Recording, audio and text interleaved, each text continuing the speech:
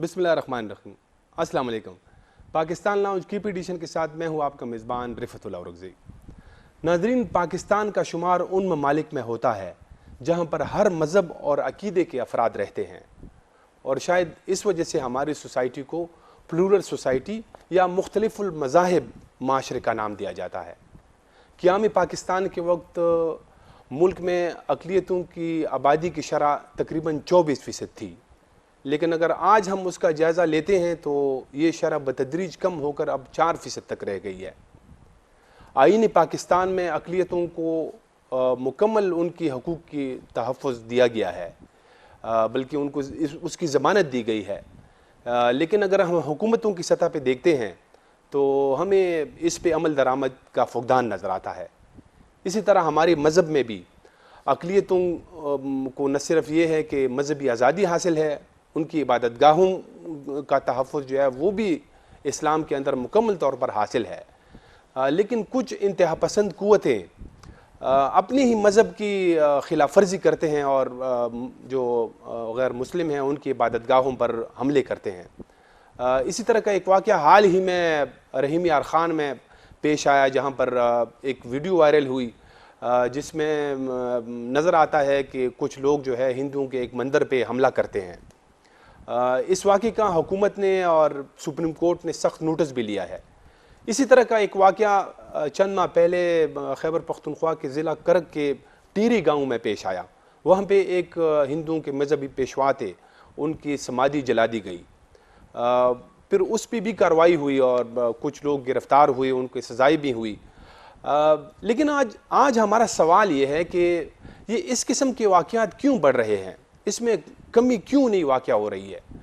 क्या इसमें हुकूमत की पार्ट भी कोई कोताहियाँ हैं, या जो रियासती इदारे हैं उनके पार्ट पे कुछ गैर ज़िम्मेदारी नज़र आती है, या जो आवाम है उनका भी इस सिलसिले में कोई ज़िम्मेदारी बनती है? तो आज यही हमारा मौजू है और इस पर बात करने के लिए आज हमने दावत दी है जनाब वज़ीरज़ादा साहब को। वज़ीरज़ादा साहब ख़ुद भी एक माइनॉरिटी कम्यूनिटी से ताल्लुक़ रखते हैं और वज़ीर आला खैबर पख्तूनख्वा की ये माइनॉरिटी के लिए मुशीर हैं। नाज़रीन, आपको ये भी बताते चलूँ कि वज़ीरज़ादा साहब का ताल्लुक़ चतराल के किलाश कम्यूनिटी से है और ये पहले MPA है जो वहाँ से मिनॉरिटीज़ की सीट पे जो है वो ये नामज़द किए गए। वज़ीरज़ादा साहब, आपको प्रोग्राम में खुशामदीद कहते हैं। Thank you very much. जैसे कि मैंने ज़िक्र भी किया अपने इब्तिदाइया में कि इस किस्म के जो वाक़यात हो रहे हैं, जैसे एक रहीम यार ख़ान में हुआ, फिर उससे पहले जो करक में हुआ था, ये वाक़यात क्यों बढ़ रहे हैं? देखिए रिफ़त भाई, एक तो मैं आपको ये बताऊं कि आपने कहा कि पाकिस्तान जब बन गया था 47 के बाद माइनॉरिटीज़ की जो 24% पॉपुलेशन थी। जी बिल्कुल। मैं नहीं समझता हूँ कि ये फिगर जो हम फिगर आउट करते हैं ये दुरुस्त होगा। वो इसलिए क्योंकि कैलाश के हवाले से लोग कहते हैं इन 1975 में 15,000 लोग थे। यानी आपका मतलब है कि ये फिगर कम है, ज़्यादा थे? मैं वही उस पे आ रहा हूँ कि कैलाश ओवरऑल माइनॉरिटीज़ की बात कर रहा हूँ मैं, उसी को एक वो कर रहा हूँ कि कैलाश के लोग 15,000 थे। अच्छा। लेकिन अभी जो कैलाश वैली की आबादी है वो टोटल 12,000 है। 12,000 में खो कम्युनिटी है, वो कभी भी कैलाश नहीं थे। नूरिस्तानी शेख कम्युनिटी है, वो कभी भी कैलाश नहीं थे। गुजर कम्युनिटी है। अब जो कैलाश की कन्वर्टेड और सब मिला के कोई हम 6,000 लोग बनते हैं। अब अगर 15,000 थे तो वो कन्वर्ट होकर भी तो आबादी तो एग्जिस्ट होनी चाहिए थी। तो ये 75 के हवाले से जो कैलाश के हवाले से बात कर रहे हैं वो फिगर बिल्कुल गलत है। 75 में कैलाश की आबादी ज़्यादा से ज़्यादा 1400 थी, अभी प्रैक्टिसिंग कैलाश 4,000 हो गए हैं। इसी तरह इसी को मैं कनेक्ट करके बात करूं कि जो 47 में 24% की बात कर रहे हैं, 47 से पहले हो सकता है, 47 के बाद अगर वो थे तो वो लोग किधर चले गए? मैं नहीं समझता हूँ कि ये फिगर बिल्कुल एक्यूरेट होगा। ये शायद कम हो सकता है, 24% नहीं होंगे। अच्छा। दूसरी बात, जो वाक़यात के आप हवाले से बात कर रहे हैं, पाकिस्तान में शुक्र है खुदा ताला का, जो हालात बेहतर हो रहे हैं। मैं एक 70 साल हमारी क्रिश्चियन कम्युनिटी के एक बुज़ुर्ग से पूछा, वो कह रहा था कि बेटा अभी तो हम बिल्कुल कंफर्टेबल रह रहे हैं, जो पहले के हालात थे स्टार्टिंग में उससे अभी बहुत बेहतर है। जहाँ तक इस तरह के वाक़यात की मैं बात करूँ तो देखें, पाकिस्तान जब दहशतगर्दी का शिकार रहा तो उसमें देखें अल्सन चर्च में धमाका हुआ, इंटरनेशनल कम्युनिटी ने भी इसको उठा लिया कि भाई देखें यहाँ पे माइनॉरिटी सेफ़ नहीं है। लेकिन आप उसमें देखें मुल्क दहशतगर्दी का शिकार रहा था, उसमें माइनॉरिटीज़ टारगेट नहीं थे, ये मुल्क टारगेट था।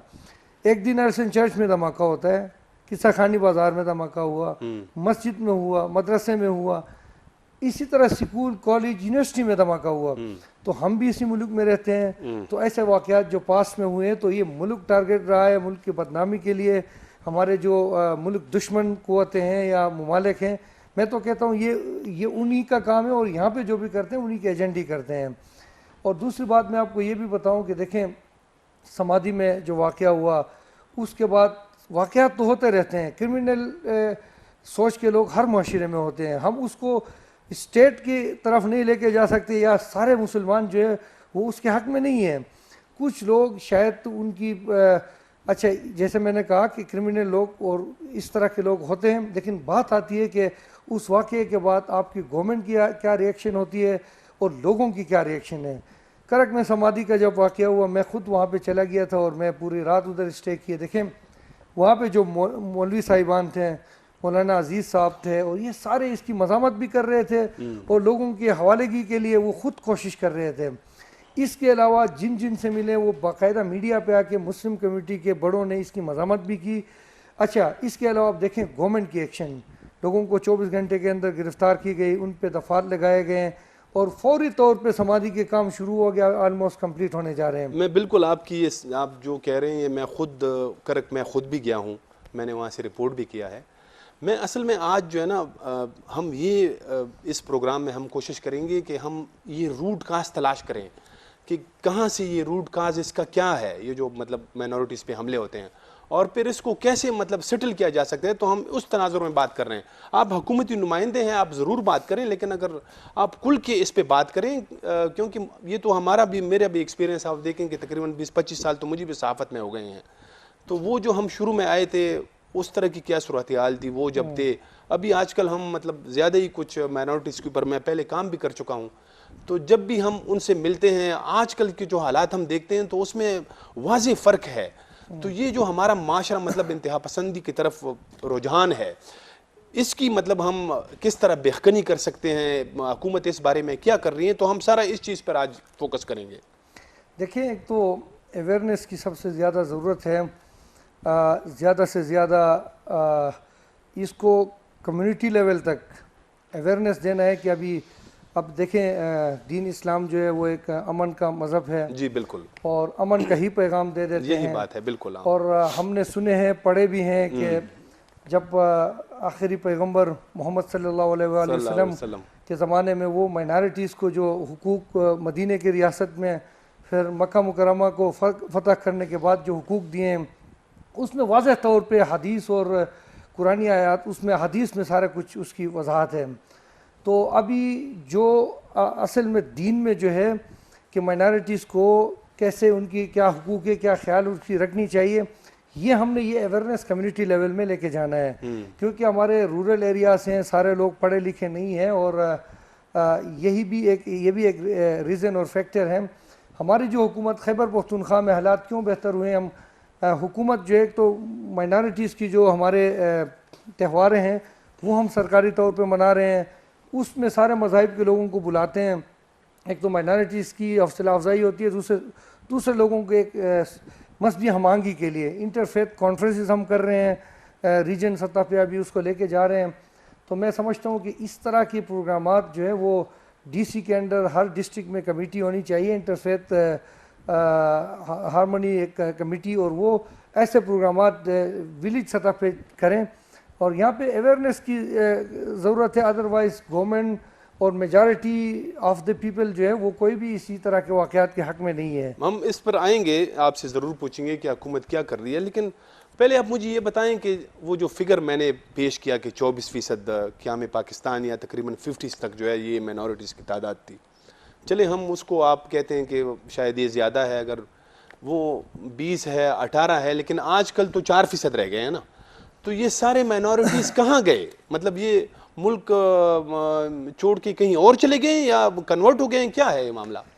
वही तो मैं कह रहा हूँ ना, हम 47 की जब 75 के फिगर एक छोटी सी कैलाश कम्युनिटी के हवाले से वो एक्यूरेट नहीं हो सकता, तो अब हम कैसे 47 के फिगर कैसे बता सकते हैं कि माइनॉरिटीज़ 24% है।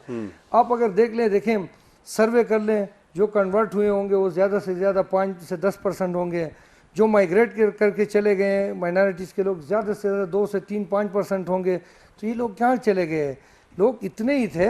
अब अगर यहाँ पे देखें, किसी भी आप क्रिश्चियन कॉलोनी में चले जाएं ना, तो इतना बड़ा कैसे फर्क आ सकता है भाई? 24 अगर नहीं है, चलो 20 था, 20 नहीं है, चलो 18 है, 15 तक परसेंट थे, अभी तो अब ये 4 रह गए, तो ये फिर जो 7-8 अभी जो सेंसिस है उसको दोबारा करना पड़ेगा। जैसे पिछले दफ़ा जो सेंसिस हुए थे उसमें सिख कम्युनिटी को शामिल ही नहीं किए थे। अच्छा, इसी तरह कैलाश कम्युनिटी उसमें शामिल ही नहीं थे। और सेंसिस में मैं कहता हूँ कि जो हमारा पिछला सेंसिस हुआ है वो ही गलत हुआ है। ये फिगर उसमें वाज़ह तौर पे जैसे दूसरे कम्युनिटी के एतराज़ है, माइनॉरिटीज़ के भी है, कि सेंसिस सही तरीके से नहीं हुआ है और हमें भी ठीक से फिगर आउट नहीं किए हैं।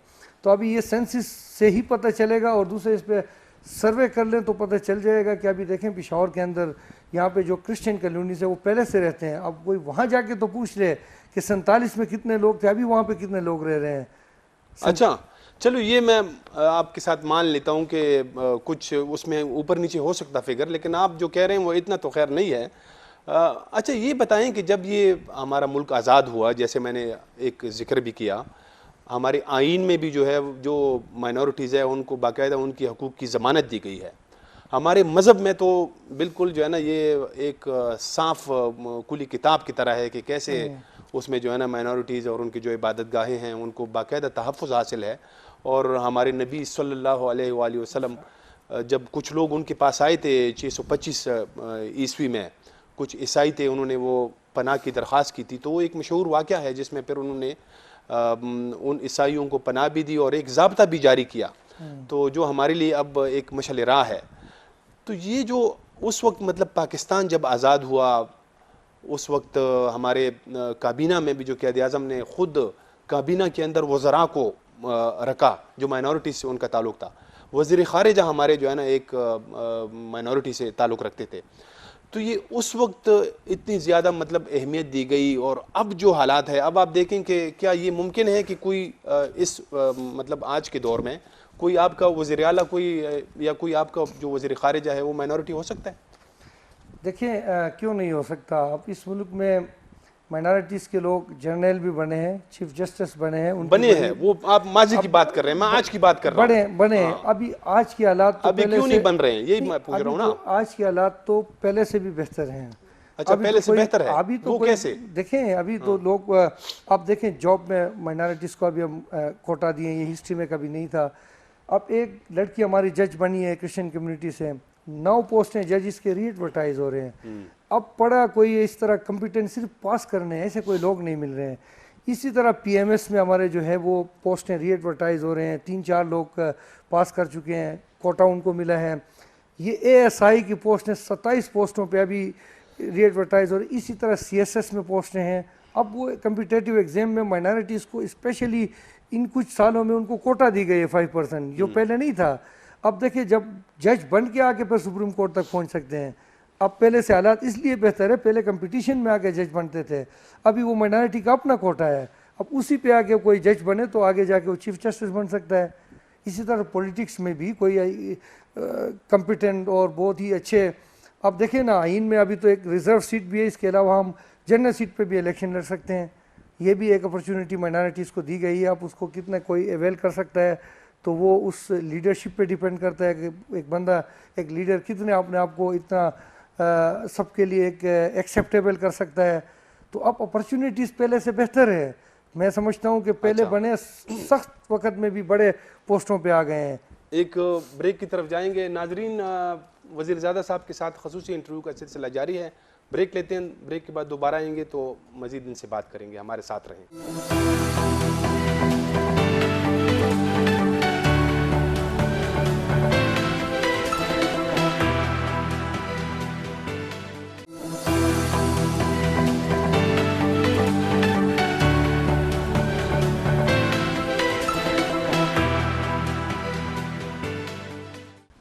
मरतबा दोबारा खुशामदीद। नाज़रीन, क़ायद-ए-आज़म मोहम्मद अली जिन्ना माइनॉरिटीज़ के हकूक़ के बड़े हामी रहे हैं। उनकी एक मशहूर तकरीर है, मैं उसके कुछ कोट्स आप लोगों को आज पढ़ के सुना देता हूँ। क़ायद-ए-आज़म मोहम्मद अली जिन्ना की मशहूर तकरीर है कि 11 अगस्त 1947 को उन्होंने दस्तूरसाज असम्बली से खिताब करते हुए ये कहा था कि पाकिस्तान में आप आज़ाद हैं, आप आज़ाद हैं अपने मंदिर में जाने के लिए, आप आज़ाद हैं अपने मसाजिद में जाने के लिए और किसी भी इबादत गाह में। आपका कोई मज़हब, अकीदा, ज़ात या मसलक से ताल्लुक़ हो सकता है, रियासत की अमूर का इससे कोई ताल्लुक़ नहीं। इसके बाद आप देखेंगे कि कुछ अरसे के बाद हिंदू हिंदू नहीं रहेंगे और मुसलमान मुसलमान नहीं रहेंगे। मैं ये बात मजहबी मानों में नहीं कह रहा हूँ, क्योंकि ये तो हर फर्द की निजी अकीदों का मामला है, बल्कि रियासत के बाशिंदा होने के बिना पर सियासी मानों में कह रहा हूँ। ये देखा आपने जो एक मशहूर 1947 में ये जो क़ायद-ए-आज़म मोहम्मद अली जिन्ना की एक ये तकरीर है जिसका हर जगह पे हवाला दिया जाता है। तो वो जो क़ायद-ए-आज़म का पाकिस्तान था, जो जिसमें अक़लियतों को मुकम्मल हुकूक हासिल थे, जैसे मैंने जिक्र भी किया, वो आज हम नहीं देख रहे हैं। देखें, क़ायद-ए-आज़म ने तो उस वक़्त सिर्फ कहा था क्योंकि पाकिस्तान बन रहा था, लेकिन वो अभी मिल रहे हैं माइनॉरिटीज़ को। पाकिस्तान बनने के बाद देखें बतदरीज ये सिलसिला जो है ये चलता रहा है। माइनॉरिटीज़ के हुकूक के हवाले से 73 के आइन में वो सारे बातें आ गई। 73 के आइन के बाद प्रैक्टिकली अब देखें कई सालों से ये माइनॉरिटीज़ की जो चर्चिस हैं, गुरुद्वारे हैं, कैलाश के टेम्पल्स हैं, इनकी कंस्ट्रक्शन रिनोवेशन गवर्नमेंट ने की है। इनको स्कॉलरशिप गवर्नमेंट की तरफ से मिल रही है। अभी जाके जो है इनको, जैसे कोटा मैंने आपको कहा, जॉब कोटा ओपन मेरिट पे तो है ही है, एडमिशन कोटा उनको मिल रहे हैं। माइनॉरिटीज़ के हुकूक जो है अभी इस पे सुप्रीम कोर्ट ने भी इसमें कमीशन बना लिए, Shoaib settle one man commission, वो उस पर काम कर रही है। ये ना स्टेट इस पे काम कर रही है। इसके अलावा तमाम डिपार्टमेंट्स जो है हर महीने उनसे रिपोर्ट ली जाती है कि माइनॉरिटीज़ में कहाँ पे इश्यूज़ है, उन पे क्या हो रहा है। ये मैं कहता हूँ कि क़ायद-ए-आज़म ने जो कहा था, बिल्कुल उसने यही कहा था कि यहाँ पाकिस्तान में रहने वाले सारे लोग जो वो अपने इबादतगाहों में जाने के लिए आज़ाद हैं। अभी आप देख लें, क्रिश्चियन कम्युनिटी को चर्च जाने से कोई उनको नहीं रोकते हैं, ना स्टेट और ना फिर लोग अगर कोई कहीं पे वाक़यात हो भी जाते तो स्टेट उस पर एक्शन ले लेता है। आप देखें इसी के निस्बत आप देख लें, इंडिया को मैं टच करूँगा, वहाँ पे तो रोज़ाना मस्जिदें जलाई जाती हैं। क्या कभी किसी ने सुना है कि नरेंद्र मोदी ने उस पर एक्शन लिया हो? क्या किसी ने सुना है कि उनको पकड़ के जेलों में डाला हो? क्या सुप्रीम कोर्ट ऑफ इंडिया ने कभी ये डायरेक्शन दिया है, ये जजमेंट दिया है कि पैसे भी उन लोगों के जेब से निकालें? ये पाकिस्तान में वाहिद हो रहे हैं। पाकिस्तान की हुकूमत और सारे ये वहाँ पे नहीं है। हमारे वज़ीर-ए-आज़म पाकिस्तान खुद इसका एक्शन ले लेता है माइनॉरिटीज़ के, जहाँ पे कोई भी देखें इस पाकिस्तान के माशरे में देखें, अब मुस्लिम कम्युनिटी में रोज़ाना किडनैपिंग होती हैं, रोज़ाना टारगेट किलिंग और छोटे छोटे बच्चों के रेप होते हैं। अगर कहीं एक कोई इस तरह के माइनॉरिटी में हो जाता है तो उसको पूरे इंटरनेशनली उठाई जाती है।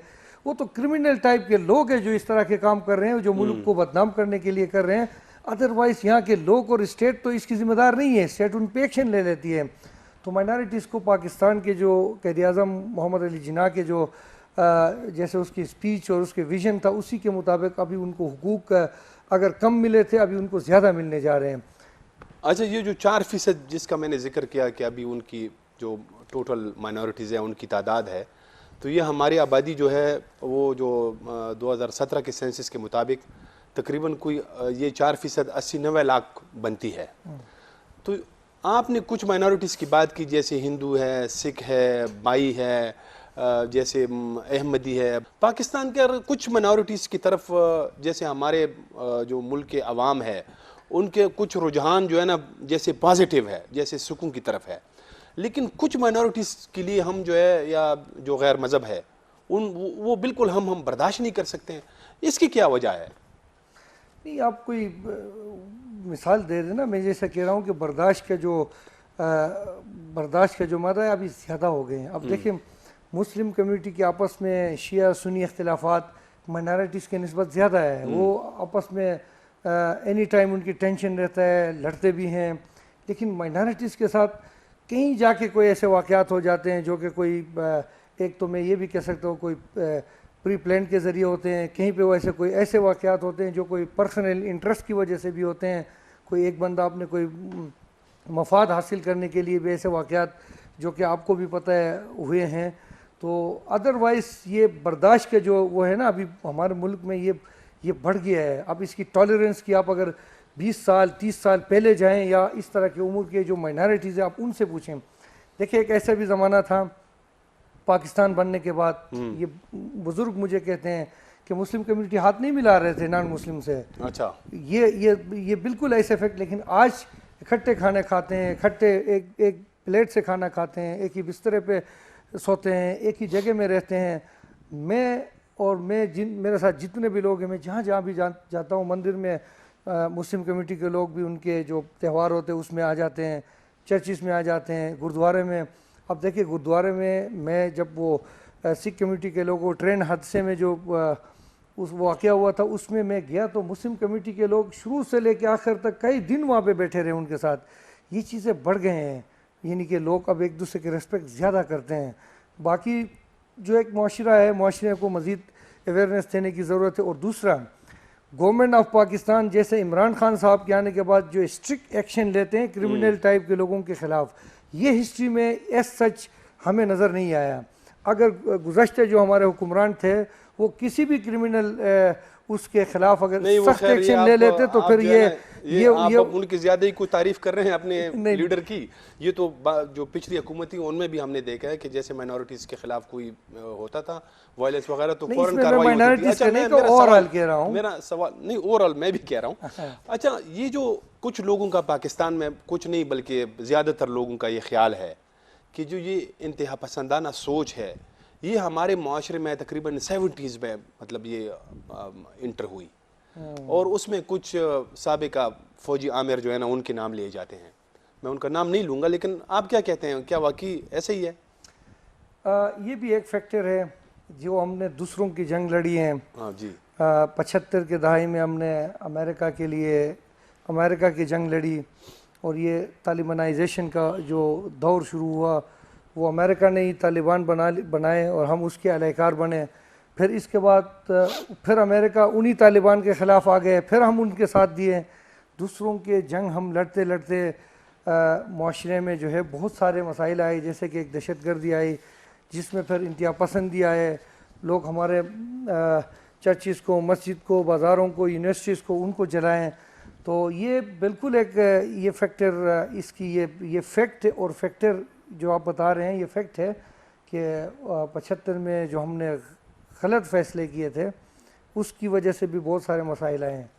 अच्छा, ये जो अभी आप कह भी रहे हैं तो चूंकि आप खुद हुकूमत में हैं, अंदर की बातों का भी आपको इल्म है, तो ये सोच जो पनप रही है हमारे माशरे में, इसके ख़ात्मे के लिए कोई हुकूमती सतह पे कोई संजीदगी है, कोई आपकी वजारत जो है उसमें मतलब ये कैसे इसको ख़त्म किया जा सकता है, इस बारे में कुछ काम किए हैं? देखिए, एक तो हम सूबे लेवल पे जैसे कि मैंने आपको पहले से बताया कि हम इंटरफेथ कॉन्फ्रेंसेस कर रहे हैं जिसमें हमारे मौलाना साहिबान बाकायदा तौर पे मौलाना तैयब कुरैशी जो है ये इसकी हमारी इसकी मस्जिद मोहब्बत खान के ख़तीब भी हैं। अच्छा, इस तरह के लोग हमारे साथ उसमें शामिल हैं। मजहबी त्यौहार मुस्लिम कम्युनिटी के भी और माइनॉरिटीज़ के सरकारी तौर पे मना रहे हैं ताकि अवेयरनेस लोगों को दे दें। अगर इससे हट के भी आप देख लें, प्राइम मिनिस्टर पाकिस्तान इमरान खान साहब की सोच देख लें। अभी नूरुल हक कादरी साहब जो है वो उसको हम उहदे उसको दिए हैं ताकि वो इसी पे काम कर रहे हैं। ताहिर अशरफी साहब को लेके आए हैं। ये ओवरऑल जो उलमा किराम है उनकी मीटिंग्स प्राइम मिनिस्टर साहब के साथ होते हैं बाकायदा तौर पे, वो कमिटीज़ बनी हैं, वो इस पे काम कर रहे हैं, अवेयरनेस दे रहे हैं लोगों को, जो इस्लाम की जो असल जो वो है उसको लोगों को बता रहे हैं, पेश कर रहे हैं और प्राइम मिनिस्टर को वो पॉलिसी में असिस्ट कर रहे हैं। तो गवर्नमेंट इस चीज़ को बहुत ही संजीदा ले रही है क्योंकि स्टेबिलिटी जो है, जब हम सेक्टोरियन और जो रिलीजियस उस पर मसले रहेंगे तो हम ना हमारी जो ना मैशियत बढ़ेगी, ना टूरिज़म बढ़ेगी, ना ये मुल्क तरक्की कर सकता है। तो स्टेबिलिटी के लिए जो है मजहबी हम आहंगी ये ज़रूरी होती है, तो उसके गवर्नमेंट जो है संजीदगी के साथ इस पे काम कर रही है। अच्छा, ये माइनॉरिटीज़ के हवाले से एक कमीशन कायम है, ये बहुत पहले कायम किया गया था। तो इसमें जो इस तरह माइनॉरिटीज़ के इश्यूज होते हैं वो आते हैं, तो ये जो है ना इस सूबे के लेवल पे भी है, इससे कुछ मतलब मसाइल हल हो रहे हैं? इस तरह ये national commission for minority rights, जी इसकी ये कमीशन तो पिछले साल बना है, लेकिन अभी उसकी जो एक्ट या उसकी मैं कह सकता हूँ कानून साजी होना है वो अभी तक पेंडिंग में था। वो उसकी वजह ये था कि 18वीं तरमीम के बाद ये इख्तियारात सूबों को दिए थे। अभी जो है पिछले दिनों जो लास्ट हमारे सेशन हुआ है उसमें हम एक रेजोल्यूशन के ज़रिए फेडरल गवर्नमेंट को इख्तियारात दे दिए, सूबाई असम्बली के रेजोल्यूशन के ज़रिए कैबिनेट में पास होने के बाद कि आप उसकी कानून साजी कर सकते हैं। इसी तरह दूसरे सूबों को भी वही भेज दी गई है। वो नेशनल कमीशन जब फेडरल सतह पे बन जाएगा, वो आइन साजी होगी, फिर वो सूबे सतह पे भी आ जाएगा। वो उस पर काम पहले से हो रहा है, लेकिन उस पर कुछ आइन साजी नहीं, कानून साजी उस पर करना है, उस पर काम हो रहा है। वज़ीरज़ादा साहब, आप तो वज़ीर है, ज़्यादा आपका इस हवाले से नोटिस होगा। हमने अपने मतलब ये, मैं भी चूँकि सहाफ़ी हूँ, इश्यूज़ पे मेरी भी नज़र रहती है।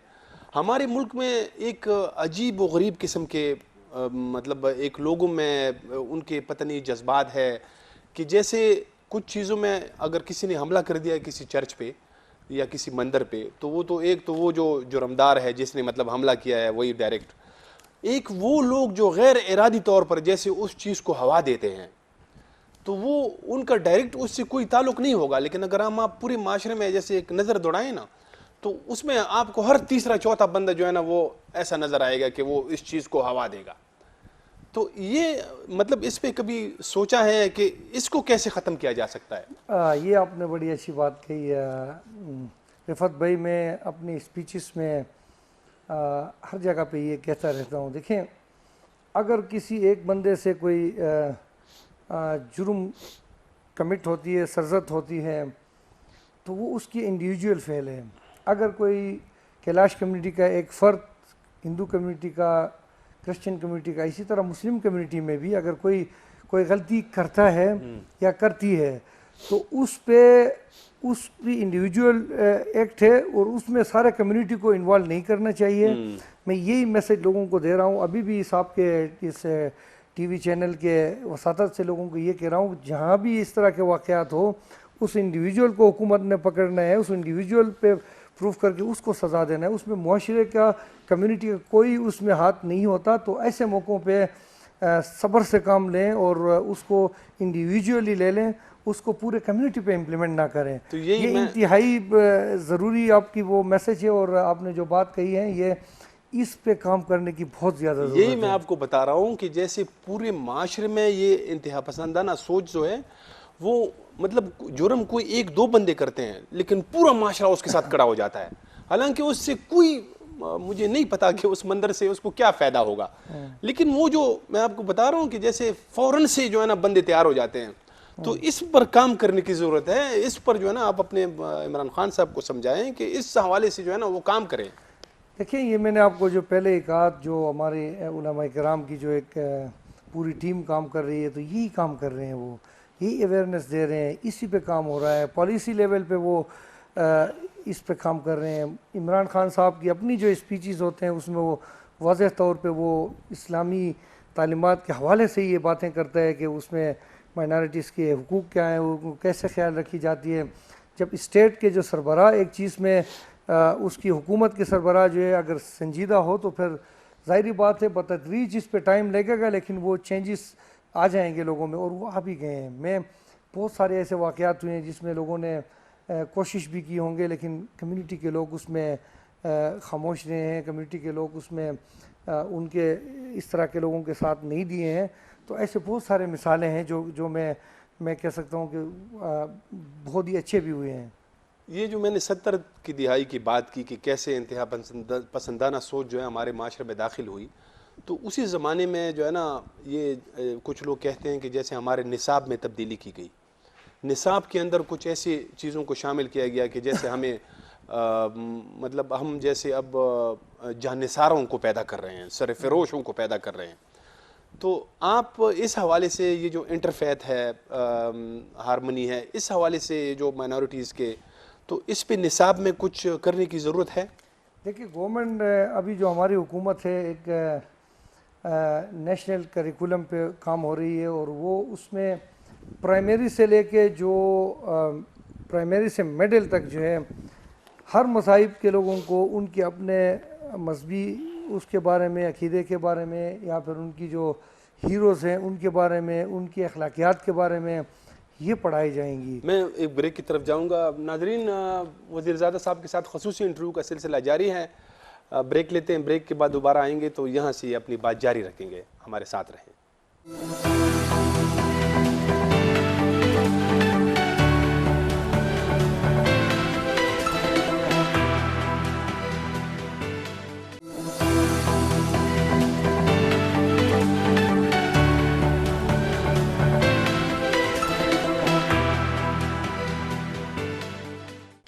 ब्रेक के बाद दोबारा खुश आमदीद।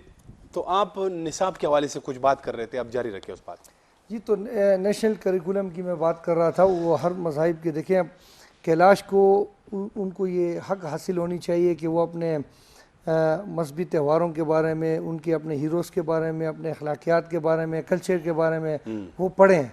तो अभी उसमें जो नेशनल करिकुलम बन रही है उसमें प्राइमरी से मिडिल तक वो हर मज़ाहिब के लोगों को उनके अपने उसके बारे में पढ़ाया जाएगा। ये भी for the first time in the history Pakistan में ये हमारी हुकूमत करने जा रही है। और इसके अलावा जो है बाकी बहुत सारे चीज़ें ऐसे हैं जिस पे कमिटीज़ बनी हैं और उस पे काम हो रहे हैं। बहुत सारे काम हो भी चुके हैं। वाकई 70 की दहाई में जो एक तालिबानाइजेशन, एक सोच हमने रूस के साथ मुकाबला करने के लिए जो हमने इस मुल्क में वो कर दिए, उससे बहुत सारे मसाइल पैदा हुए हैं लोगों में। एक जो जहनों में सख्ती आ गई, एक तशद्दुद वाला जहन लोगों में पैदा हो गया, क्योंकि लोगों को जज्बात में ला के ही तो हमने वहाँ पे बेचना था अफ़गानिस्तान में। ऐसा ही था। तो उस वजह से बहुत बिगाड़ा है। वैसे भी मैं कह रहा हूँ कि ऐसे ये जो हमारे हुकूमत की स्टैंड है कि हम दूसरे की जंग नहीं लड़ेंगे, हमें नहीं लड़नी चाहिए। जैसे अभी करंटली अमेरिका वाले वहाँ से तो जा रहे हैं, अपना काम करके नाकामी के बाद भाग रहे हैं, लेकिन हमसे अडल है कि हमें फिर मुसीबत में डाल रहे थे। बस ये जो प्राइम मिनिस्टर ने कहा कि एब्सोल्युटली नॉट, होना चाहिए सख्त। आप अगर देखें ना, मुल्क है, स्टेट है, स्टेट की डिफिनीशन में सबसे पहले तो सवरानिटी ऑफ द स्टेट ना, आपकी कोई आपके बाउंड्री जो है ताइन हो, आपके बॉर्डर्स हो, और आपकी सवरेनिटी हो। तो हमने इन चीज़ों का ख्याल नहीं रखे। उसमें माजी में हमारे हुक्मरान सियासी भी इसमें सियासी लोग भी इसकी ज़िम्मेदार हैं। और अगर जो कुछ हमारे मिलिट्री के जो लोग आए, वो जैसे कि आपने तो नाम नहीं लिया, मैं नाम लेना चाहूँगा, ज़ियाउल हक साहब की हुकूमत आई, फिर हमारे मुशर्रफ साहब आ गए उसमें। तो इन दो एरास में हमने अफ़गानिस्तान में अमेरिका के साथ दिए। तो ये नहीं होनी चाहिए। पहले अपने नेशनल पॉलिसी को वाज़ेह करना है, अपने नेशनल पॉलिसी पे ही काम करना है। आप किसी इंटरनेशनल पॉलिसी या किसी और मुल्क की पॉलिसी पे आप जाएंगे तो फिर मुल्क में तो आपको मसाइल तो होंगे। एब्सोल्युटली नॉट की आपने बात की। हमारी दुआ है कि हमारे वज़ीर-ए-आज़म साहब उस पे कायम रहे। अच्छा, ये जो मीडिया है, मीडिया ज़ाहिर है कि एक वॉच डॉग है, माशरे पे नज़र रखता है। किसी जमहूरी मुल्क में जो है वो चौथा सतून है। तो मीडिया के भी बड़ा जो है ना इस तरह किरदार होता है कि वो इन इश्यूज़ के, माइनॉरिटीज़ के इशू को वो कैसा देखता है। तो आप क्या समझते हैं कि मीडिया अपना किरदार अदा कर रहा है या नहीं? देखिए ना, मैं आपको बताऊं रिफत भाई, ये जो रेप के केसेस हैं या फिर जो किडनैपिंग के हैं या जो कमज़ोर लोगों पे जुल्म ज़्यादती के हैं, ये पहले भी होते रहे हैं। और मैं समझता हूँ कि शायद आज के दौर से ज़्यादा होते रहे हैं, लेकिन उसको कोई दिखाने वाले थे नहीं।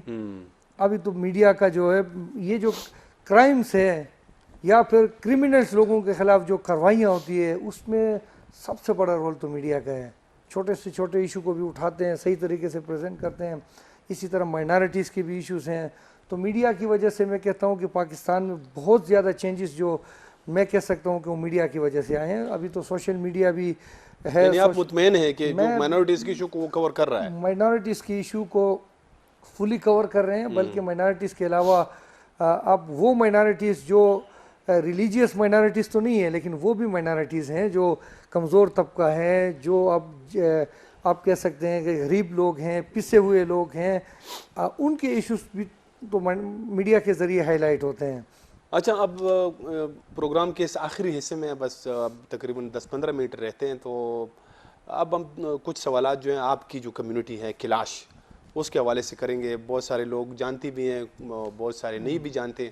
तो पहले तो ये बताएं कि अब किलाश कम्युनिटी की कुल तादाद कितनी है आजकल?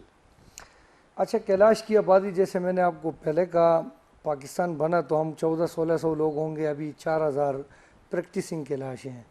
जो हम छोटे से एक जगह पे हम त्यौहार मना रहे थे, वहाँ पे अभी बिल्कुल भी जगह नहीं हो रहा है, वो लोग इतने ज़्यादा हो गए हैं। अच्छा। तो गवर्नमेंट ने उनके लिए हमने 28 केनाल ज़मीन ख़रीदे हैं फेस्टिवल प्लेसेस और ग्रेवयार्ड के लिए। तो मैं पिछले त्यौहार में दिसंबर में देख रहा था कि पहले जो जिस पे हम त्यौहार मना रहे थे वो कोई 1 केनाल से भी कम था, उस पे सारे आ जाते थे। अभी जो मैंने 4 केनाल ज़मीन ख़रीदे हैं, वो उसमें 3 केनाल वो पूरे भर गया था लोगों से। अच्छा। तो कैलाश की तादाद भी बड़ी है और ये कल्चर भी इंशाल्लाह इस पे हुकूमत की भी तवज्जो है। लोग भी ये कल्चर 2500 साल पुरानी है, तो लोग अभी भी इसको ज़िंदा रखे हैं। बल्कि ये उनके उनके ये कल्चर नहीं बल्कि रिलीजन है कैलाश के। तो ये इंशाल्लाह मैं समझता हूँ कि कैलाश कल्चर पाकिस्तान के लिए एक बेहतरीन हम कह सकते हैं कि एक सॉफ्ट इमेज, जो 2500 साल पुरानी है कल्चर अभी भी पाकिस्तान में ज़िंदा है। तो अभी कैलाश डेवलपमेंट अथॉरिटी बनी है जो इन फ्यूचर में इस पे काम करेगी। अच्छा। और कैलाश वैलीज डेवलपमेंट अथॉरिटी, और अभी जैसे मैंने आपको कहा कि हमने इसकी ये सिर्फ ऐलान हुआ है, ये जो डेवलपमेंट अथॉरिटीज़ है, या ये बन गई है बाकायदा, इसकी वो काम शुरू कर दिया नहीं, है? देखें ऐलान नहीं हुआ है इसकी एक्ट भी पास हुआ है, और इसके बाद अभी इसकी जो डायरेक्टर जनरल की जिम्मेदारी है वो डिप्टी कमिश्नर को दी गई है। अभी अच्छा। उसकी बोर्ड की फॉर्मेशन हो रही है, स्टाफ हायरिंग के लिए एसएनईज भेजे हैं, उस पर 10 करोड़ की फ़ंड एलोकेशन हुई है। तो ये अभी अमली तौर पे अभी उसकी पॉलिसीज़ रूल्स बन रहे हैं, उस पर भी काम हो रहा है। तो ये अब देखिए ना, ये डेवलपमेंट है, डेवलपमेंट पे कम टाइम लगेगा, लेकिन इतने साल के अंदर ये सारे कुछ हुए हैं। तो इससे क्या होगा, मतलब क्या फोकस है बुनियादी तौर पर? मैं तो कहता हूँ कि एक तो वहाँ के इलाके की डेवलपमेंट है, दूसरा वहाँ पे आप देखें मरी तो बड़ा एरिया है, लेकिन मरी के अभी क्या हालात है, क्या सिचुएशन है। तो ये सयाती इलाका है, तो इन फ्यूचर अभी इसकी रोड भी हम बनाने जा रहे हैं। इसमें 4 अरब 65 करोड़ रुपए जो है वो फेडरल गवर्नमेंट ने कंस्ट्रक्शन के लिए रखे हैं। ज़मीन के लिए हमारे सूबाई हुकूमत ने, महमूद खान साहब ने इस साल 2 अरब रुपए रखे हैं, और अभी सेक्शन 4 के लिए लेटर हुआ है ज़मीन परचेस करने के लिए, वो हफ्ते हो गए हैं। तो अब ये अथॉरिटी जो है इन फ्यूचर इस इलाके की खूबसूरती को इस अथॉरिटी के ज़रिए हम बरकरार रख सकते हैं। फॉर एग्ज़ाम्पल, अगर बम्बुरेत में आ जाते हैं एक दिन में 5000 लोग, वहाँ तो 1000 लोगों की जगह है, तो वो 5000 लोग कहाँ चले जाएंगे।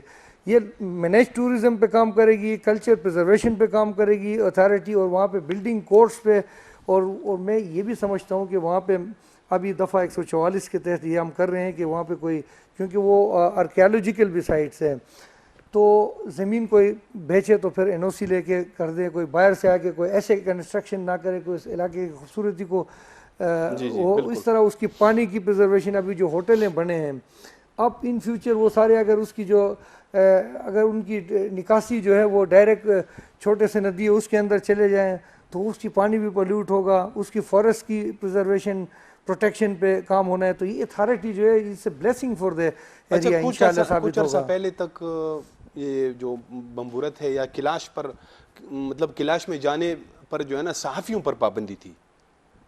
मैं खुद जो है चतराल गया था तो हमें जाने की इजाज़त नहीं दी गई। तो क्या अभी भी वो पाबंदी बरकरार है, और वजह क्या है इसकी? नहीं, वो कैलाश पे नहीं था, बल्कि आपको बखूबी उसका पता है जो दहशतगर्दी के हमारे जो वो पीक पे था, तो जो बॉर्डर एरियाज हैं, कैलाश भी बिल्कुल अफगानिस्तान नूरिस्तान के साथ। ये 4-5 साल पहले की बात कर रहा हूँ। 5 साल पहले नहीं, ये तकरीबन कोई 8 साल पहले की बात है। आजकल कोई पाबंदी नहीं है अभी कोई पाबंदी नहीं है। पहले भी ये सिर्फ कैलाश में नहीं था, आप बोरोगुल जाएं, आप अगर शाह सलीम चले जाते, आप अरंदू चले जाते, तो ये जितने भी बॉर्डर एरियाज थे वो ऊपर नेशनल जो एक SOP बना था उसी के तहत वो वहाँ पे भी ये लागू हो रहा था। सियाह जो है ना, ये टूरिस्ट वगैरह जाते थे तो उनको कहते थे कि मोबाइल आप नहीं लेके जा सकते, कैमरे आप वीडियो नहीं बना सकते, कैमरे वो इस वजह से नहीं कि कैलाश वहाँ पे रहते हैं, वो सेंसिटिविटी ऑफ द बॉर्डर। आजकल कोई ऐसी पाबंदी नहीं है, अभी कोई ऐसा वो नहीं है। अच्छा, ये जो तब्दीली मजहब के वाकयात है, ये ज़्यादातर जो है ना वो जाहिर है कि ये तो सिंध में होते आए हैं, लेकिन कैलाश में भी जो है ना इस तरह के कुछ वाकयात पेश आए। मैं आपको एक बात बताऊं, बासी टाइम पे जो है ना वो मिस रिपोर्टिंग हो जाती हैं चीज़ें। अच्छा, मैं कैलाशी हूँ, खुद कैलाश से हूँ। देखिए, ये कैलाश की कल्चर अगर ज़िंदा है तो यहाँ के मुस्लिम कम्युनिटी की वजह से ज़िंदा है। अच्छा, अगर मुस्लिम कम्युनिटी कैलाश से मोहब्बत ना करते हैं, कैलाश को अपने भाई ना समझते, ये छोटी कम्युनिटी तो डिस्करेज होके ही ख़त्म हो जाते हैं। देखिए, हम वहाँ पे मुस्लिम कम्युनिटी के लोग रोज़े रखे होते हैं, हम अपने त्यौहार मनाते हैं, वहाँ पे वाइन भी कैलाश के लोग यूज़ करते हैं और सकाफती रक़्स करते हैं। कि भी किसी मुस्लिम कम्युनिटी ने कभी ये इतराज़ नहीं हुआ है कि भाई आप ये क्यों कर रहे हैं। एक वहाँ पे ज़बरदस्त एक मसबी मांगी है। अब कन्वर्जन पे से तो नहीं कह रहे हैं कि आप हुकूमत में हैं? नहीं, कल को ऐसा ना हो कि फिर आप अपनी इस बात की जो है तरदीद कर दें। मैं सोशल वर्कर रहा हूँ, मैं 10 साल वहाँ पे एक लोकल ऑर्गेनाइजेशन चलाता रहा हूँ। अब मेरे कोई भी वीडियो आप उठा के देख लें कि ये बातें मैं आज से 12 साल पहले से कह रहा हूँ। अच्छा, कन्वर्जन की तरफ आते हैं जी। कैलाश में मैंने कोई फोर्स कन्वर्जन नहीं देखा। फोर्स कन्वर्जन इन सेंस कि किसी को पकड़ के ज़बरदस्ती ले जाए, कन्वर्ट कर ले। ओपन मुआशरा है, मुस्लिम कम्युनिटी भी आते हैं साथ साथ, तो वो कोई अगर अक्सर लड़कियां कन्वर्ट होते हैं तो वो किसी के साथ उनकी जो है किसी लड़के के साथ उनकी मोहब्बत हो जाती है, उसी बेस पे वो कन्वर्ट हो जाते हैं। और अगर वो फिर उसमें अंडर एज भी आ जाते हैं, 14 साल 16 साल, तो उसको उठा लेते हैं कि देखें जी ये तो ज़बरदस्ती कन्वर्जन हुआ है। मैं आपको एक मिसाल बता दूँ, कैलाश में एक जवान जो है वो कन्वर्ट हुआ था, ही वाज 13 ईयर्स ओल्ड। फिर उसने कहा जवान था यानी मर्द था, लड़का था। उसने कहा मैं तो नहीं हुआ हूँ कन्वर्ट। फिर उसको पुलिस पकड़ के ले गए और कोर्ट में पेश किए। जो वहाँ पे हमारे खलेकु ज़मान साहब खतीब हैं शाही मस्जिद के, बड़े इंतहाई उसकी बड़े रोल है चित्राल में, मसबी हमांगी और उसके हवाले से ये ख़ुद भी पेश हुए। उन्होंने कहा कि इस्लाम में तो क्लियर लिखा है कि इसकी उम्र तो 13 साल है, अगर ये कहते हैं कि नहीं हुआ है तो ये नहीं हुआ है। तो ही वॉज अगेन, वो कैलाश में अभी भी कैलाश है वो। इसी तरह एक लड़की है ज़ाइना नाम की, वो सबको पता है, वो चित्राल में पढ़ रही थी। फिर उसने खुद कहा, लोगों ने कि कन्वर्ट हुई है, कुछ महीने बाद उसने खुद कहा कि मैं तो कन्वर्ट नहीं हुई हूँ। तो उसमें ये कोई ये बिल्कुल फैक्ट है। वो भी अंडर एज थी। वहाँ की मुस्लिम कम्युनिटी ने कोर्ट में आके उसको सबने डिक्लेयर किया, फिर एक्सेप्ट किया मुस्लिम कम्युनिटी ने, यार ये तो अंडर एज है। लेकिन जहाँ पे अपनी मर्जी से कन्वर्ट होते हैं लड़कियाँ और फिर कहते हैं कि हम मुसलमान खुद हुए हैं, तो उसमें इशू बनते हैं अगर कोई वो मिस रिपोर्टिंग होती है कि ये ज़बरदस्ती कन्वर्ट हुए हैं। लेकिन मैंने कोई एक केस, हाँ, पाकिस्तान बनने से पहले फोर्स कन्वर्जन हुआ है कैलाश वैली के अंदर। अच्छा। वो हिस्ट्री और जो उसकी जो स्टोरी है अभी भी है कि बाकायदा तौर पे उसको लोग आए हैं कैलाश लोगों पे, उनको फोर्सली कन्वर्ट किए हैं, ऐसे मिसालें हैं। लेकिन आफ्टर यानी पाकिस्तान बनने के बाद कोई एक ऐसा वाकया मैंने तो अपने 30-38 साल में नहीं देखा है। यानी अगर कोई मर्जी से कोई कैलाश का बंदा जो है ना मुसलमान होता है तो उस पर कोई पाबंदी नहीं है, उसकी तो अपनी मर्जी है। देखिए, मेरे फैमिली में मेरे दादा उसके आखिरी उसमें कन्वर्ट हुआ था, मेरे चाचा जिसका अभी डेथ हुआ, मेरे फूफी मुसलमान है, मेरे बहन मुसलमान है, भाई की बेटी, तो ये मिक्स फैमिलीज़ हैं वहाँ पे। ऐसे नहीं है, मिक्स फैमिलीज़ हैं, इकट्ठे रहते हैं। उस पर जब कोई कन्वर्ट, ज़ाहिरी बात है थोड़ा नाराज़गी होती है महीने डेढ़ तक, लेकिन वो कोई इशू नहीं है फिर। अच्छा, ये वैसे आम तौर पे जो कैलाश कम्युनिटी है उसके आसपास तो सारे मुसलमान ही रहते हैं चित्राल में, तो चूंकि इनका मज़हब अलग सा है, थोड़ा सा मतलब ऐसा हमें नज़र आता है कि कुछ जैसे एक टेंशन सी है, मतलब वहाँ पे कभी कभी ये इस तरह का, यानी ऐसे कोई लड़ाई वगैरह या हमले तो नहीं होते, लेकिन एक दूसरे के लिए कुछ ऐसे नफरत के जज्बात है, ये है ऐसा? मैंने तो सच में मैं जैसे आपको कह रहा हूँ कि ऐसे जज्बात होते तो कैलाश के लोग वहाँ पे सर्वाइव नहीं कर पाते। अच्छा। देखें, हमारे मैटरनिटी होम्स हैं, वो गांव से बाहर हैं, वहाँ पे ख़वातीन रहते हैं, उनकी वहाँ पे फुल प्रोटेक्शन होती है, कोई लोग उनको करते, कोई तंग नहीं करते हैं। इसी तरह आप देख लें, जो हम मजहबी त्यौहार मनाते हैं, रात के वक्त हम ओपन खुले जगह पे त्यौहार मनाते हैं, तो मुस्लिम कम्युनिटी भी हमारे साथ आके उसमें यानी हमें मुबारकबाद देते हैं, आ जाते हैं, हम उनके घरों में चले जाते हैं। ये ऐसे सोच कैलाश और चित्राल में बिल्कुल नहीं है। अच्छा, तो ये इसके अलावा आप अभी कैलाश कम्युनिटी की बात कर रहे थे, तो और क्या उनकी एजुकेशन के हवाले से इस तरह की कोई प्रोग्रामात वगैरह हैं, कोई हुकूमत ने शुरू किए हैं? देखें, पीटीआई की हुकूमत ने तो जैसे मैंने कहा कि सबके लिए अच्छे काम कर रहे हैं। तो कैलाश में बुमरेत में high school for girls Parvez Khattak साहब वज़ीर-ए-आला साबिक वज़ीर-ए-आला की हुकूमत में हमने बनाए। Girls middle school, high secondary school for boys, high school Rumbur में, हाई स्कूल बरीर में, और 100 स्टूडेंट हॉस्टल भी बनाए हैं जो कि इंशाल्लाह हायर सेकेंडरी स्कूल बना लेंगे। एजुकेशन में जितने भी स्कूल चाहिए थे कैलाश में वो हो चुके हैं हमारी हुकूमत में। आप एजुकेशन के हवाले से चित्राल यूनिवर्सिटी में फ्री एजुकेशन अभी तक जो 50 लाख रुपए कैलाश कम्युनिटी के 39 स्टूडेंट हैं उनको फुल स्कॉलरशिप दे रहे हैं। वो गवर्नमेंट ऑफ खैबर पख्तूनख्वा परवेज़ खटक साहब जब वज़ीर-ए-आला थे 50 लाख रुपया दिए थे, वो अभी भी चल रहे हैं। इसी तरह आप देख लें कैलाश में अभी हम जॉब के हवाले से देख लें 250 से ज़्यादा लोग इन 6-7 सालों में भर्ती हुए हैं। जॉब अपॉर्चुनिटी उनको मिली है गवर्नमेंट पुलिस में, एजुकेशन में 60-70 तो टीचर्स भर्ती हुए हैं 5-6 सालों में। तो कैलाश को पूरी उनकी अपॉर्चुनिटी अभी मिल रही है, वो फाइनेंशियली भी अभी स्टेबल हो रहे हैं। इसके अलावा जैसे मैंने आपको कहा कि वो कल्चर प्रिजर्वेशन पे काम कर रहे हैं, ग्रेवयार्ड के लिए ज़मीन खरीदे हैं, फेस्टिवल प्लेसेस के लिए ज़मीन खरीदे हैं, अथॉरिटी बनाए हैं, रोड बना रहे हैं, नए इरिगेशन चैनल में सेफन इरिगेशन चैनल बना रहे हैं ताकि लोग पहाड़ों पे जो बैरन लैंड्स है उस पे वो अंगूर के पौधे लगा दें, अखरोट के, और उनकी लाइवलीहुड एग्रीकल्चर से कनेक्टेड है और लाइव स्टॉक से, तो इससे वो उनकी बेहतरी आ जाएगी।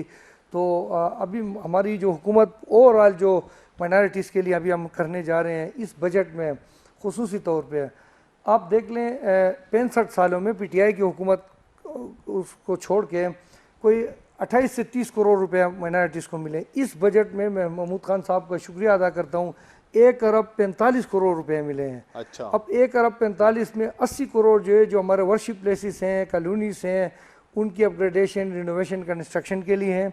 इसके अलावा जो हमने 30 करोड़ यूथ प्रोग्राम के लिए नौजवानों के लिए रखे हैं और इंटरफेथ हारमोनी के लिए रखे हैं, रिलीजियस फेस्टिवल्स मनाने के लिए रखे हैं। 20 करोड़ रुपए हम रखे हैं स्कॉलरशिप के लिए रखे हैं जिसमें हम पीएचडी के स्कॉलरशिप इंशाल्लाह देंगे, और एमफिल की, मास्टर की तमाम जो प्रोग्राम्स है उसमें हम अभी पीएचडी के 10 लाख हैं, इसी तरह एमफिल के 2 लाख हैं, इसी तरह मास्टर के 1 लाख, फिर 80,000, फिर आके एफएफएससी में 50,000 स्कॉलरशिप हम दे रहे हैं। लैपटॉप प्रोग्राम हम लेके आ रहे हैं। कारोबारी स्कीम हमने स्टार्ट की है, 15 करोड़ रुपए हुकूमत ने दिए, 50,000 से 5 लाख तक जो कारोबार कर सकते हैं, वीडोस हैं, जवान हैं, उनको हम ग्रांट दे रहे हैं, कर्जे नहीं दे रहे हैं। अच्छा। तो इसी तरह के माइनॉरिटी के छोटे ऑर्गेनाइजेशन से उनके लिए ग्रांट रखे हैं ताकि वो उस ग्रांट को अवेल करके कम्युनिटी में अवेयरनेस दे दे हेल्थ, हाइजीन, एजुकेशन पे। और ख़ासकर देखें अभी सेहत कार्ड हुकूमत का सबसे बड़ा काम है। बहुत सारे लोगों को ये नहीं पता है कि सेहत कार्ड क्या चीज़ है, उसकी इस्तेमाल कैसे हो सकता है, किन किन बीमारियों के लिए, वो कौन कौन से हॉस्पिटल में उसके। जी। तो ये चीज़ें इसके लिए भी हमने ग्रांट रखे हैं। तो एक अच्छा, इसके अलावा 10 करोड़ से हम ये मर्ज डिस्ट्रिक्ट को छोड़ के उसके अलग है स्कॉलरशिप वगैरह। मर्ज डिस्ट्रिक्ट अच्छा हमने वेलफेयर पैकेज रखे हैं, वीडोस ग्रांट। अब जेस जो मैरिज ग्रांट है 80,000 रुपये हम जो शादी करेंगे 1 साल के अंदर उनको दे देंगे। वीडोस के लिए पैसे रखे हैं, ऑर्फन्स के लिए रखे हैं। जो हमारे जो कम्युनिटी बेस्ड स्कूल्स हैं, मिशनरी स्कूल्स हैं, उनके जो स्टूडेंट हैं जो फ़ीस नहीं दे सकते साल में, उनके लिए हमने 1600 स्टूडेंट के लिए हमने फुल उनकी फ़ीस का वो रखे हैं। अच्छा। और इसके अलावा जो है जो टीचर्स कम्युनिटी बेस्ड स्कूलों में 10,000 8,000 पे वो कर रहे हैं, 300 टीचर्स के लिए हमने अजाजिया रखे हैं, साल में उनको देंगे। मजहबी हमारे स्कॉलर्स जो हैं रिलीजियस, उनको हमारी हुकूमत जो है, अब देखें ये भी बड़ा काम है, अहम कराम के साथ 10,000 भी उनको अभी मिलेगा, लेकिन इससे पहले भी हम 3 सालों से उनको पैसे साल में देते रहे। अभी इस दफ़ा भी हम 330 लोगों को हम 50,000 देंगे। आपने तो बड़ी कारकर्दगी बयान की। अच्छा, ये बताएं कि ये जब दहशतगर्दी की जंग उरूज पे थी, उस वक्त की कबायली एजेंसियाँ थी, ये औरकज़ई जैसे शुमाली और जनूबी वज़ीरिस्तान, खैबर में, इन इलाकों में ये माइनॉरिटी कुछ कम्युनिटीज़ जैसे सिख है, हिंदू है, ये थे, जैसे औरकज़ई में थे, खैबर में थे, तो वो वहाँ से डिस्प्लेस हो गए थे, वो या तो नानकाना साहब में थे या फिर इधर आ गए थे। तो अब वहाँ पे ये सारे ज़ाहिर है कि अमन अमान की सूरत हाल बेहतर हो गई है, तो ये सारी माइनॉरिटी कम्युनिटीज़ वापस चली गई हैं या इधर ही की हो गए हैं ये? अच्छा, एक तो जो हमारे क्रिश्चियन कम्युनिटी के लोग पराचिनार में, वजीरिस्तान में, बाजोड़ में, लंडी कोतल में, मूमन में, जहाँ जहाँ भी रहते थे अभी भी रह रहे हैं। और मैं बाजोड़ के लोग मेरे पास हर हफ्ते में 10 दिन में आते हैं, बड़े अच्छे लोग, प्यार करते हैं वो। मैं लंडी कोतल खुद गया हूँ 2 दफ़ा।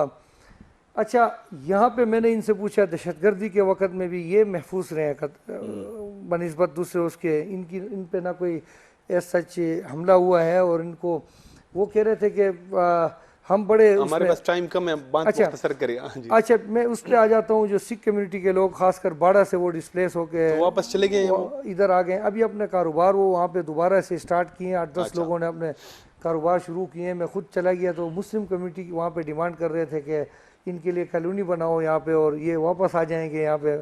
I was very happy. Muslim community के लोग एससी के ऑफिस में कह रहे थे कि इनके लिए कॉलोनीज बनाओ, इनको वापस लेके आओ इधर, तो वापस जा रहे हैं वहाँ पे। जनाब वज़ीरज़ादा साहब, आपका बहुत बहुत शुक्रिया। नाजरीन, आज हम हमारा वज़ीरज़ादा साहब के साथ ख़ुसूसी हमने माइनॉरिटीज़ की जो इश्यूज़ है उन पर तफसील से बात की। अब प्रोग्राम का वक्त अब ख़त्म हो चाहता है, इजाज़त दीजिए, खुदा हाफिज़।